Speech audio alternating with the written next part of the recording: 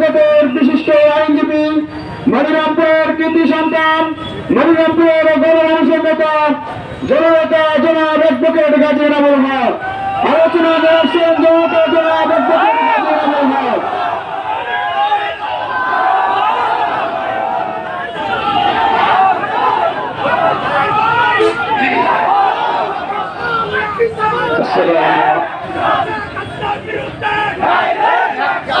আসসালামু আলাইকুম ওয়া রাহমাতুল্লাহি ওয়া বারাকাতুহু। ইন্নাল হামদালিল্লাহ ওয়াসসালাতু ওয়াসসালামু আলা রাসূলিল আমিন ওয়া আলা আলিহি ওয়া সাহবিহি আজমাইন। বাংলাদেশ জামাত ইসলামীর যুব ফোরাম কর্তৃক আয়োজিত আজকের এই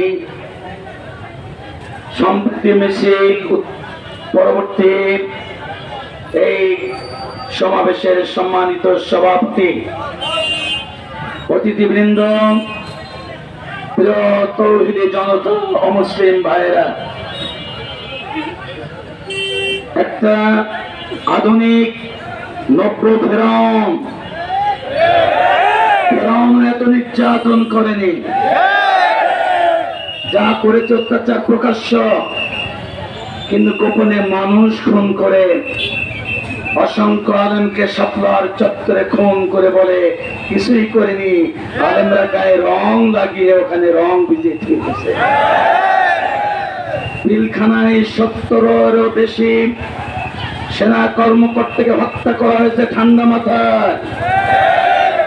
28 অক্টোবর লগি বৈঠানি রাজপথে তার গুন্ডা বাহিনীকে নামিয়ে দিয়ে নির্মম নির্যাতন করে পৈশাচিক ভাবে অসংখ্য যুবককে হত্যাকারী এই ফেরাউন আর অবশেষে 1 মাস 5 দিন নিরপরাধ নিষ্পাপ নাবালক মাসুম ছাত্র ছাত্রীর বুকে গুলি করে 2000-এর বেশি হত্যা করার পরে এই রক্তের বদলায় এই ফেরাউনকে দেশের মাটিও গ্রহণ করে নাই, তাকে বাধ্য করেছে দেশ থেকে চলে যাওয়ার জন্য। আল্লামা সাহেব সাহেব বলেছিলেন, এই জনতা একটা ঝাঁকা দেবে, যেই ঝাঁকায় লাফায় যে দিল্লি মামুর বাড়ি যে পড়বা,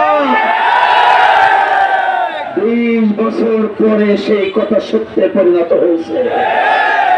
তিনি বলেছিলেন, এমন দিন আসবে এই জুলুম নির্যাতন অত্যাচারের কারণে যে ইন্দুরের গর্ত খুঁজে পাবা না পালাবার জন্য। সাদা দাড়ি কেটে সাদা মোষ চেষে ফেলে সাদা চুল কালো করে লুঙ্গি পরে পালাতে চেয়েও পালাতে পারেনি দরবেশ বাবু। এটা কার ফয়সালা? যুগে যুগে নবী রাসূলদেরকে যারা নির্মূল করতে চেয়েছিল, আল্লাহ বলে দিয়েছিলেন, ফানজুর কাইফা কানা আকিবাতু মাকরিহিম আন্না দাম্মারনাহুম ওয়া কাওমাহুম আজমাইন। জুলুমের পদ্ধতি চেয়ে দেখো, তাদেরকে ধ্বংস করেছি, তাদের গুন্ডা পান্ডা মন্ত্রীদেরকে, তাদের গুন্ডা পান্ডা সন্ত্রাসীদেরকে ধ্বংস করে দিয়েছে।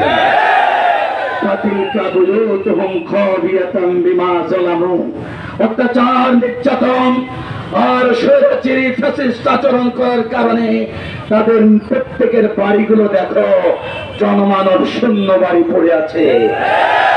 আজকে তাদের কপালে অবস্থা হয়েছে, আজকে বাংলাদেশে যত হত্যা হয়েছে, একজন স্বরাষ্ট্রমন্ত্রীর সামনে একজন পুলিশ কর্মকর্তা ইকবাল বলছে, দেখেন গুলি একটা মারলে একটা মরে, কেউ ভেঙে যায় না, তারা সামনে আগে আসে, এদেরকে কিভাবে প্রতিহত করব? এখান থেকে শিক্ষা নিতে হবে। খুন দেগা আমরা नहीं देगा।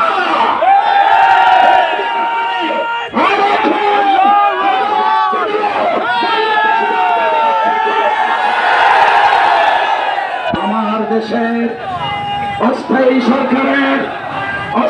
সরকারের প্রধান উপদেষ্টা বলেছেন, ভারতকে হুঁশিয়ারি করে দিয়ে তিনি বলেছেন, বাংলাদেশকে অস্থির আনস্টেবল বলেছে। অস্থির করলে ভারতকে অস্থির করে দেব, 7 কন্যা রাজ্যকে অস্থির করে দেব। এটা প্রধান উপদেষ্টার কথা নয়, এটা বাংলাদেশের আপনার জাতি ধর্ম নির্বিশেষে সকল জাতির ছাত্র ছাত্রী বিপ্লবী জনতার হুমকি। আমরা ভারতকে অস্থির করে দেব। আমরা জনশক্তি আর অস্ত্র ভয় পাই না।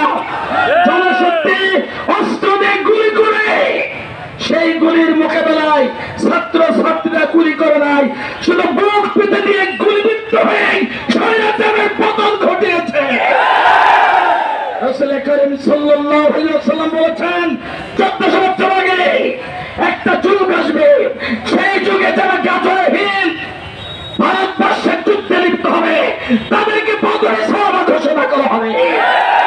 আমরা ভারতবর্ষের যে গাজরহীন হবে সেই যুদ্ধে সম্পৃক্ত হতে কারা কারা রাজি আছে?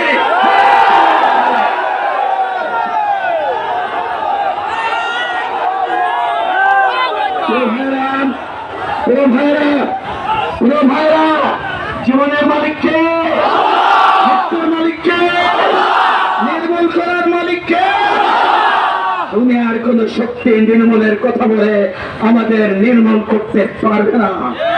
আল্লাহর কোরআন ওয়াদা করেছেন, দিন কায়েমের আন্দোলনের নেতা কর্মীদের কিছু ফাঁসি দেওয়া যাবে, জেলে পাওয়া যাবে, হামলা করা যাবে, মামলা করা যাবে, নির্মূল করা যাবে না। আমরা কেউ দেশ ছেড়ে পালাবো না। আমাদের মৃত্যু এখানেই হবে, শরীর এখানে হবো, গাছর এখানেই থাকবো, বাংলাদেশের আজাদীকে রক্ষা করবো।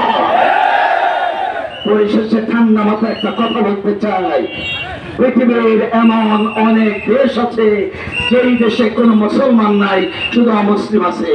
ওই দেশটার স্রষ্টাকে আল্লাহ। পৃথিবীতে এমন দেশ আছে যেখানে শুধু মুসলমান আছে, অমুসলিম নাই, সেই দেশের স্রষ্টাকে আল্লাহ। আবার আমার এই বাংলাদেশে হিন্দু আছে, বৌদ্ধ আছে, খ্রিস্টান আছে, মুসলমান আছে। এটা কি আমরা কেউ জোর করে এসেছি? আমরা মুসলমানরা কি এখানে জোর করে জন্মগ্রহণ করেছি? আমার হিন্দু ভাইরা, বাবাজিরা, মায়েরা, মেয়েরা, বোনেরা, ওরা কি এখানে জোর করে জন্মগ্রহণ করেছে? আমার হিন্দু ভাইদের স্রষ্টা তিনি, আমাদের মুসলমানদের স্রষ্টা তিনি। তিনি এই দেশটাতে হিন্দু মুসলিম একসঙ্গে যে প্রমাণ করেছেন, আমাদের বোঝাতে চেয়েছেন তোমাদেরকে আমি একসঙ্গে পাঠিয়েছি, পরস্পর বাংলাদেশি ভাই বোনের মতো মুসলিম হিন্দু একই বৃত্তে দুটি ভুল হিসাবে বসবাস করবে। সেভাবে পাশাপাশি বসবাস করতে পারবো কারা কারা? হাত তুলে দেখাতে হবে।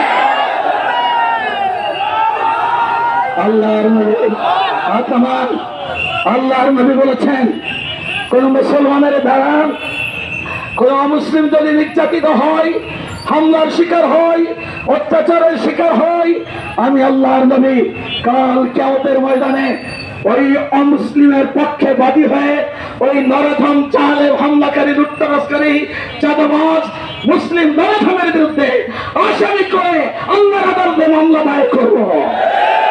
যদি মহানবী অমুসলিমের পক্ষে বাদী হয়ে নির্যাতনকারী মুসলিম নরধমের বিরুদ্ধে আসামি করে মামলা দেয়, কোন নরধম মুসলমান কি বাঁচতে পারবে?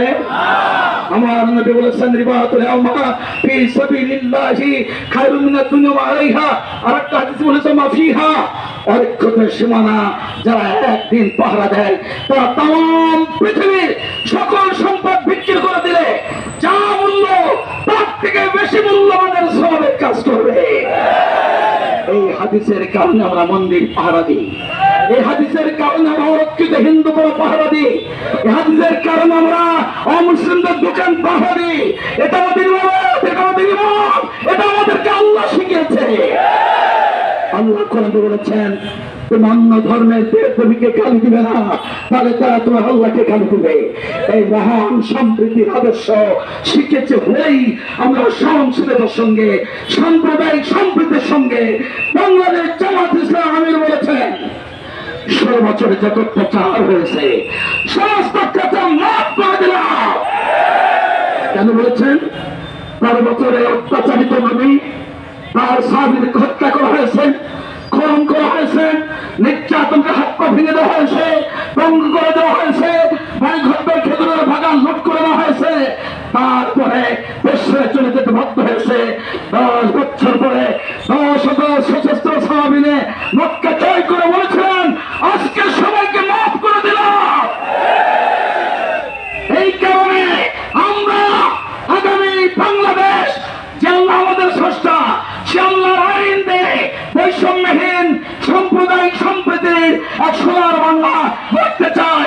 এই আন্দোলনে সামিল হওয়ার জন্য, সক্রিয় কাজ করার জন্য, মঞ্চের বাড়ি ঘর পৌঁছে দেওয়ার জন্য কারা কারা শপথ গ্রহণ করতে রাজি আছেন?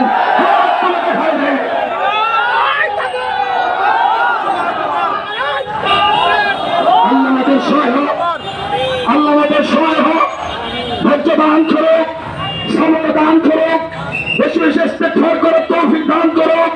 মুসলিম অমুসলিম এক পরিবারের সদস্য হিসাবে বসবাস করার একটা সোনার বাংলা আমাদের উপহার দিক। সবাই বলে আমিন।